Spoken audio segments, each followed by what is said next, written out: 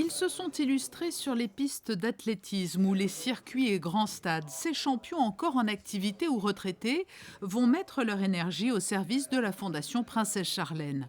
Le 4 juin prochain, 22 grands sportifs prendront part au Riviera Waterbike Challenge aux côtés d'amateurs. C'est ce qu'on appelle un pro-am en fait. Et il y a une stratégie puisque ce sont des relais, donc il faut s'organiser au sein de l'équipe. Il faut parcourir 21 km et rallier Nice à Monaco en relais. C'est du vélo sur l'eau. Il ne faut pas croire que ceux qui sont habitués d'aller sur l'eau seront privilégiés, bien au contraire, je dirais. Il ne faut pas croire non plus que les cyclistes seront privilégiés, parce que c'est relativement instable, même si le vélo a vraiment été très très bien conçu. Donc je pense qu'il va falloir se relayer souvent pour garder de la fraîcheur et faire des petits sprints. En tout cas, moi, c'est ce que je vais faire, mais ne le dites pas, parce que ce sera la stratégie de notre équipe qui, bien entendu, est là pour gagner.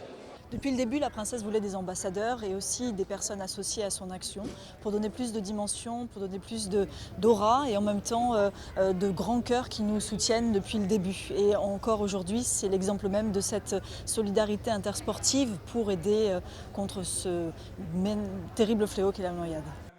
Parmi les champions qui ont accepté de relever le défi, certains étaient présents lors du tirage au sort qui a déterminé la composition des équipes.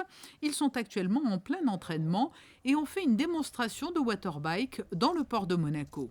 Cela va être un événement amusant, porteur d'un message très sérieux. Je vais participer, mais peut-être pas concourir. Vous savez, j'ai 46 ans, mais j'aime beaucoup faire du vélo dans le sud de la France. Je n'ai jamais fait quelque chose comme ça avant sur l'eau, mais je ferai de mon mieux.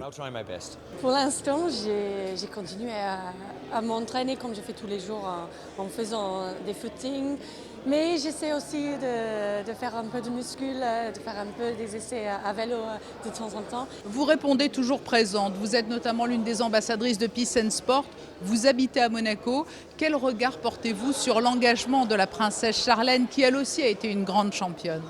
Je trouve que c'est super sympa qu'elle trouve des moyens comme ça où on s'amuse beaucoup, mais en même temps, on fait monter le fait qu'il oui, n'y a pas assez d'enfants qui savent nager, que le danger de l'eau en même temps qu'en profitant de s'amuser un peu là-dessus. Donc c'est le double défi en fait, de faire élever les fonds, mais en même temps faire quelque chose qui monte dans l'esprit de vouloir faire quelque chose pour aider tout le monde.